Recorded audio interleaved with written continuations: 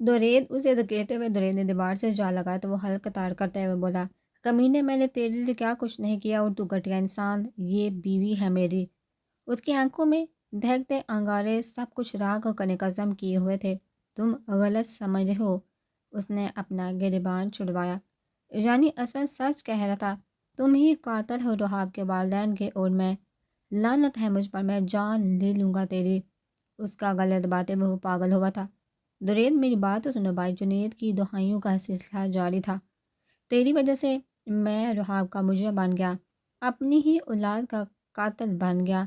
اسے فرش پر گراتے ہوئے درید نے کئی مکے اس کے مکو سے اس کا جبڑا دکھایا تھا۔ درید کو خود سے دور پھینکا تو وہ فرش پر کمر کے بل گرا تھا۔ آج میں پہلے تجھے اپنے ہاتھوں سے ماروں گا، پھر خود کو بھی ختم کر دوں گا۔ اپنی جیکٹ کے نیچے چھپے ریوالور نکال کر اس نے قدموں پر واپس کھڑے ہوتے بڑے بھائی پر تانی تھی۔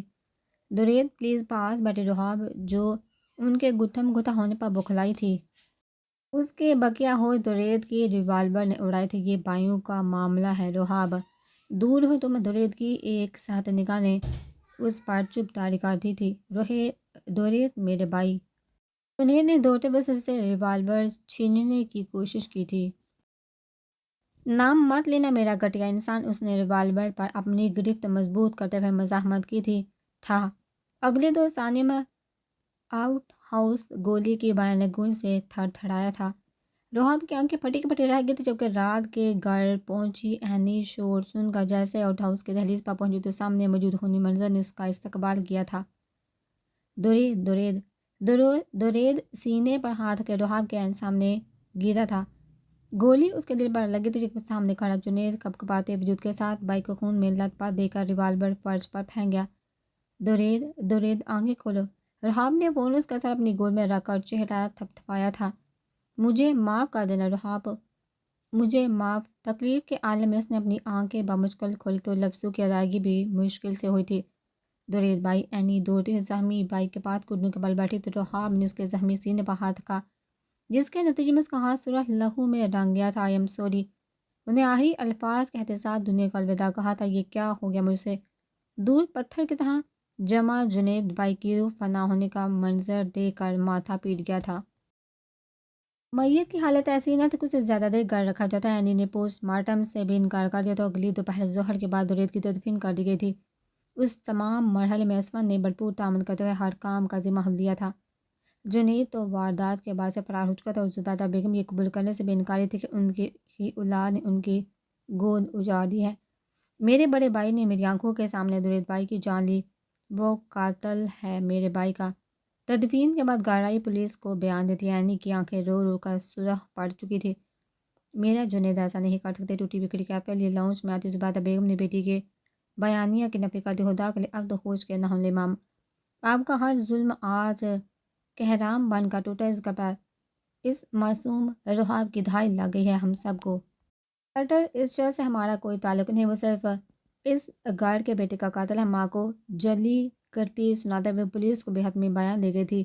نہیں، انہوں نے وہیں فرش پر بیٹھے پر اپنا ماتھا پیٹا تو اینی کے اشارے پر 2 ملازمائیں انہیں ان کے کمرے تک لے گئی تھی۔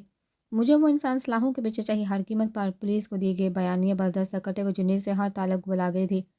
تم اکیلی نہیں ہو اینی، تمہارا بڑا بھائی ہمیشہ تمہارے ساتھ ہے۔ اسود نے اس کے سر پر دست شفقت رکھتے ہوئے ہمت باندھی تھی۔ اسود بھائی، اس گھر کے رحاب کے صبر نے نیست و نابود کر دیا ہمیں، اس کی آل لگ گئی ہے۔ اس نے اس تباہی کا سبب بھی خود ہی بانبا تھا، وہ ٹھیک ہے؟ اس کا سوچتے سوچتے اسود کا دل ڈوب رہا تھا۔ درید بھائی نے اس کے ہاتھوں میں دم توڑا ہے، اس کے کمزور اعصاب یہ سب کیسے جھیل پائیں گے؟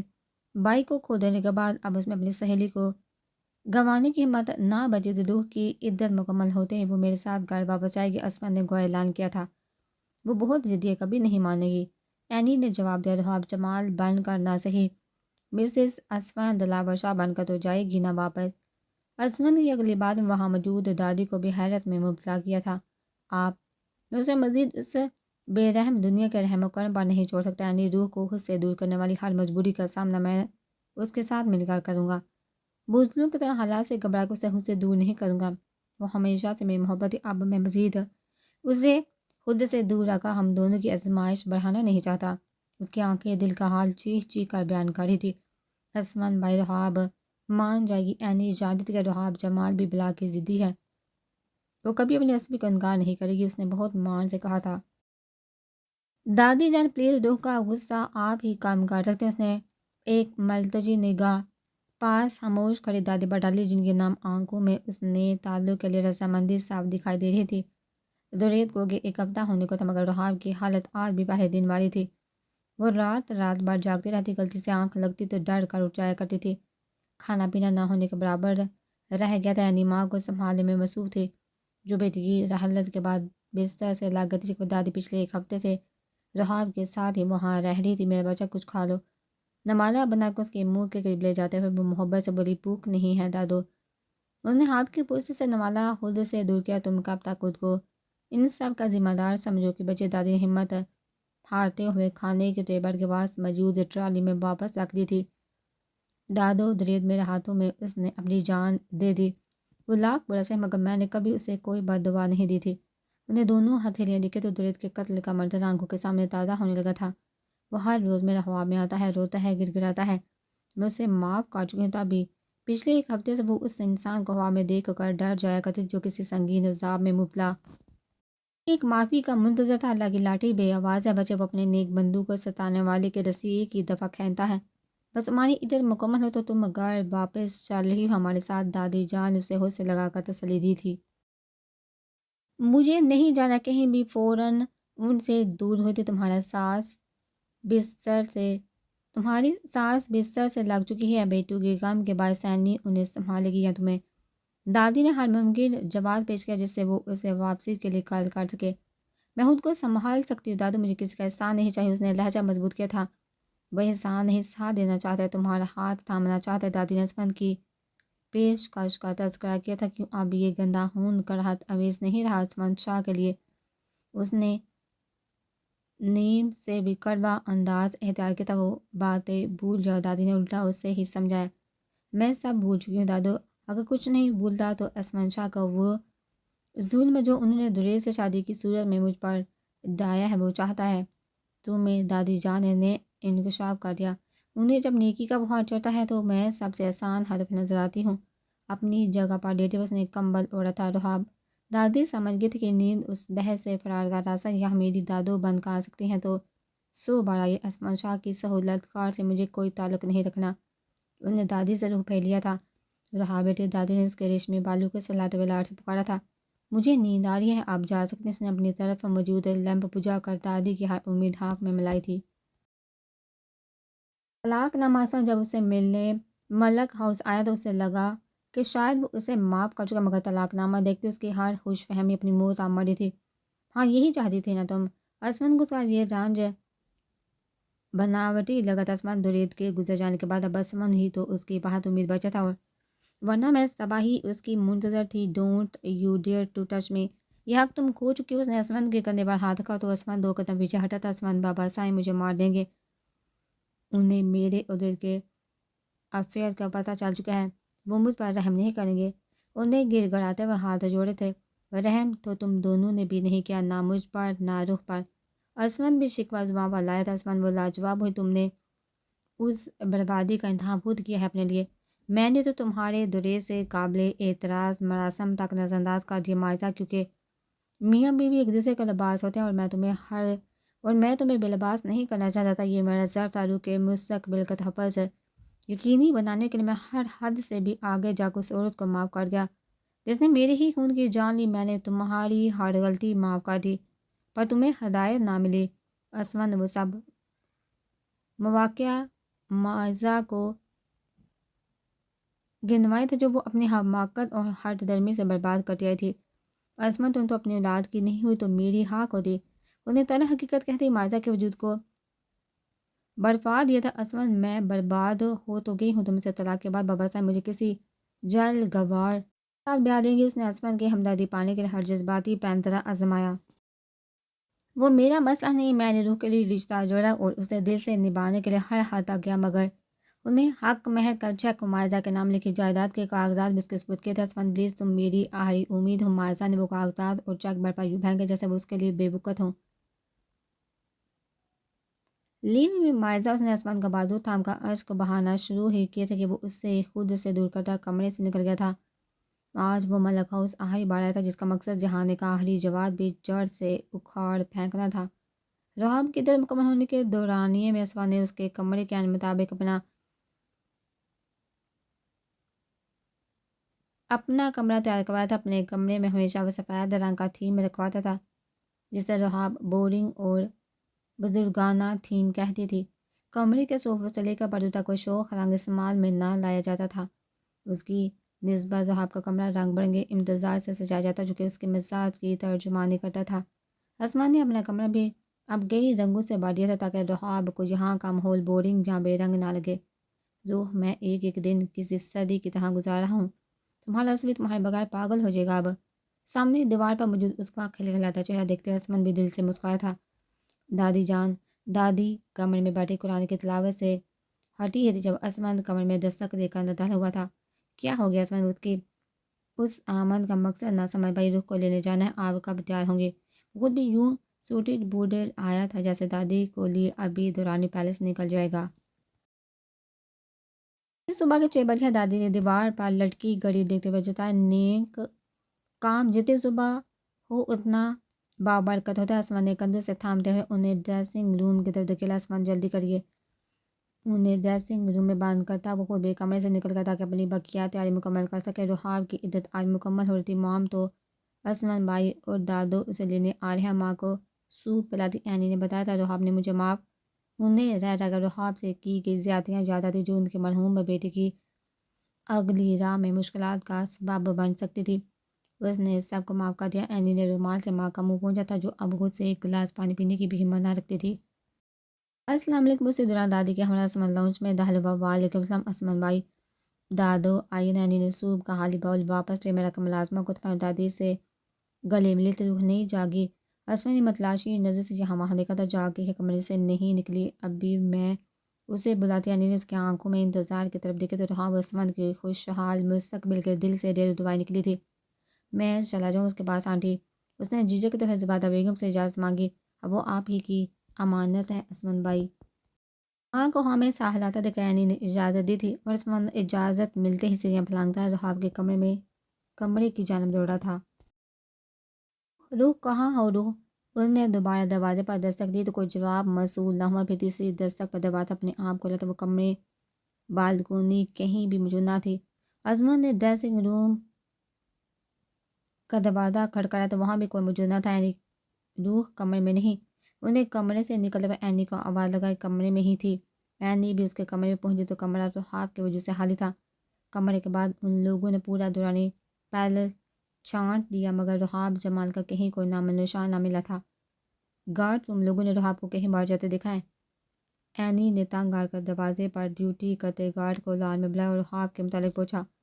جی وہ تو فجر کے بعد ہی کہیں چلے گئی تھی۔ گارڈ کے جواب نے اسمن کے ہر شک کو یقین کی شکل دی تھی۔ تم لوگوں نے مجھے بتایا کہ انہیں پر بڑکی تھی۔ وہ جی انہوں نے کہا کہ دادی کی طرف جا رہی ہیں اور یہ دے کر گئی ہیں۔ دوسرے گارڈ نے ڈرتے ہوئے جیب سے ایک کاغذ نکال کر اینی کی طرف بڑھایا تھا۔ لاؤ۔ اسمن نے وہ تہ میں لپیٹا کاغذ کھولا اور اینی نے گارڈ کو واپس جانے کا اشارہ کیا۔ اینی، جو نیکی تم نے میرے ساتھ ہمیشہ کی ہے اس کا صلہ میں مرتے دم تک نہیں اتار سکتی۔ میں کسی کے لیے کوئی نفرت یا کینہ رکھ کر یہاں سے نہیں جا رہی۔ سید اسمن دلاور شاہ صاحب کو میرا ایک پیغام ضرور دے دینا کہ میں اپنی ذات پر ان کے احسان کا مزید بوجھ برداشت نہیں کر سکتی۔ یہ نیکیاں کمانے کے لیے ہر دفعہ مجھے استعمال کرنے کی ضرورت نہیں۔ یہ دنیا بے آزرا لڑکیوں سے بڑی پڑی ہے۔ اسمن کے لیے وہ لمحہ قیامت کے مترادف تھا، وہ جو دن رات اس کے لیے اپنی دیوانگی کا دم بڑھتی تھی۔ آج اسے دھدکار کا بہت دور جا چکی تھی۔ وہ اپنی حماقتوں کے باعث رحاب جمال کو ہمیشہ کے لیے کھو چکا تھا۔ روح حالت کو کئی مرتبہ نظروں سے گزارتے ہوئے اس نے بہت اذیت ناک حالت میں رحاب کو آہستگی سے پکارا جو اس کے دستے سے بہت دور جا چکی تھی۔ حال میں آج ہوں گڑیا؟ زبیر نے کمرے کے دروازے پر دستک دی تھی۔ جی۔ وہ جو اپنا سامان باندھتے ہوئے ماضی کی اذیتوں میں الجھی تھی، نم آنکھیں بوندے ہوئے بیٹھ سے اٹھی تھی۔ یہ کیا ہے زبیر؟ اس کا تیار سامان دے کر سخت میں چلا گیا۔ میرا مقدر اس نے سر مکمل جھکا رکھا تھا۔ جانتی ہو نا تم کہ ہمارے پاس سب سے قیمتی اثاثہ تم ہو۔ میں ایک بہن کو کھو چکا ہوں، دوسری کو کیسے جانے کی اجازت دے دوں؟ بولو۔ زبیر نے پاس آ کر اس کے سر پر ہاتھ رکھتے ہوئے اسے لمحے کا حوالہ دیا جب اس نے رحاب کو اپنی محرومہ بہن کا مقام دے کر اپنے گھر زندگی میں پناہ دی تھی۔ زبیر بھائی، آپ نے بڑا بھائی ہونے کا ہر حق ادا کیا، لیکن میں ہی اچھی بہن نہیں بن سکی۔ میں کبھی کوئی رشتہ اچھے سے نبھا ہی نہیں پائی، دادو اور اماں جان کی اچھی بیٹی نہیں بن سکی، اینی کی اچھی دوست نہیں بن سکی، دوریت کی اچھی بیوی نہیں بن سکے، اور اپنی اولاد کا تحفظ تک کرنے میں بری طرح ناکام ہوئی ہوں۔ اس پر آج میری وجہ سے آپ کا بھی سر جھک گیا۔ اسے اپنا آپ ناکامیوں کا گڑا لگا تھا۔ نہیں بیٹے، تو پر آج میں تمہارے زبیر بھائی کو پڑھا، تم نے کتنا کچھ سہا ہے اس کم عمری میں، آج تو تم اور بھی معتبر اور قیمتی ہو گئے ہو میرے لیے۔ رہا سوال اسما کا، تو اس سے تمہیں کوئی تعلق نہیں رکھنا تو کوئی تمہیں مجبور نہیں کرے گا۔ زبیر نے اس کی مایوسی دیکھتے ہوئے اپنے اعتبار کی امید دلوائی تھی۔ مجھے بس سکون چاہیے۔ بھائی اسے خود سمجھ نہیں آ رہی تھی کہ اگر وہ اسمان کو دل سے نکال باہر کر چکی تھی تو کیوں اس کی موجودگی سے اپنی نفرت کم پڑتی محسوس کرنے لگی تھی۔ میرا بچہ، میں بات کرتا ہوں امان سے، وہ کل سے مجھے کالز کر رہا ہے، وہ تم پر اعتماد کرتا ہے۔ زبیر کو سب سے زیادہ خوشی اس بات کی تھی کہ اتنا تماشا برپا ہونے کے بعد بھی امان ضحیٰ پر اپنا اندھا یقین قائم رکھے ہوئے تھا۔ آپ کو جو مناسب لگتا ہے پلیز کرے بھائی۔ انہوں نے فیصلے کا ہر اختیار زبیر کے سپرد کر دیا تھا۔ آرام سے، یعنی پولیس تشدد کے دوران اسمن کے ہاتھ پائے چوٹ کا بینڈیج بدلتے ہوئے اینی نے اس کا زخم دکھا دیا تھا۔ اسمن بھائی 2 منٹ وہاں رکنے دیتے تو کالر سے پکڑ کر گھسیٹتی اس گمنڈی کو۔ اسے زبیر پر جتنا غصہ آیا ہوا تھا، اگر موقع ملتا تو شاید اپنے ہاتھوں اس کے خون سے رنگ بیٹھتی۔ اس سے کیا ہو جاتا؟ اس نے وہی کیا جو اس سے سب کے بعد کوئی بھی غیرت مند بھائی کرتا ہے۔ اسمن کو زبیر کا رد عمل کسی صورت نامناسب نہ لگا تھا۔ ہم سے زیادہ سگا ہے وہ اس کا۔ اینی نے تب کا سوال لگا، آپ سے کم بھی نہیں ہوں۔ شاہ ویلا کی دہلیز عبور کرتا زبیر اس کے بعد کا تیکھا جواب دے گا۔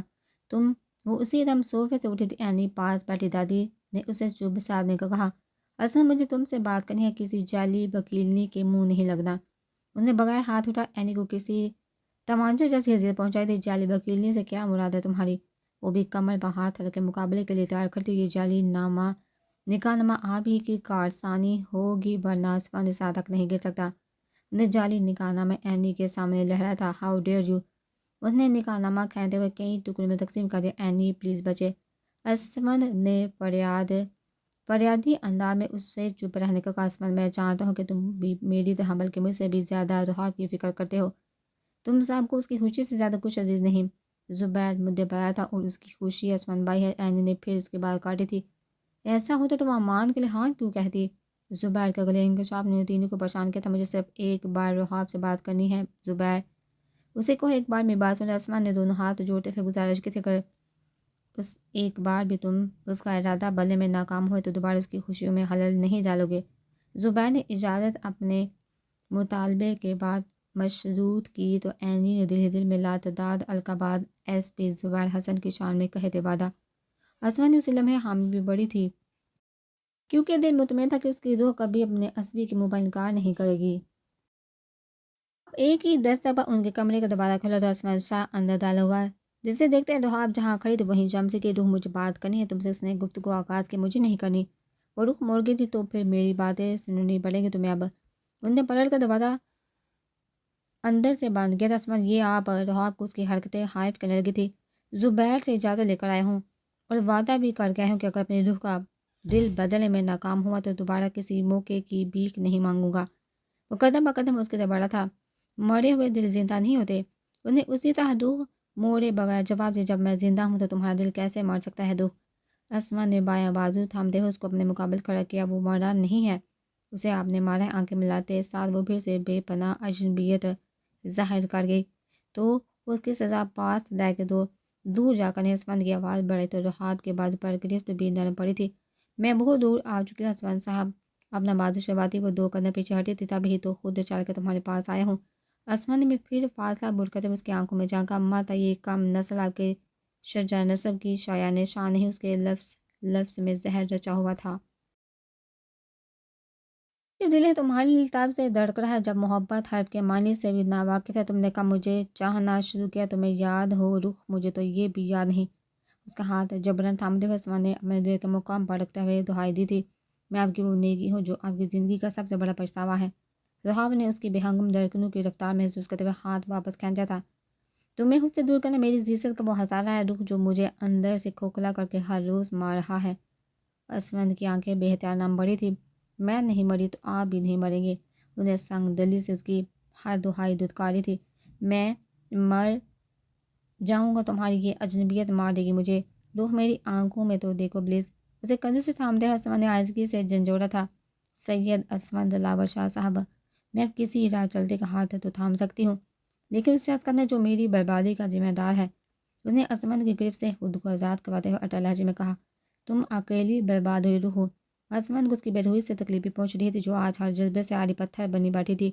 جی اس کی آنکھوں میں دور دور تک محبت کا کوئی جذبہ موجود نہ تھا۔ تم نے اب کسی کو مجھ پہ فوقیت دی روح تو تمہاری آنکھوں کے سامنے میں جان دے دوں گا۔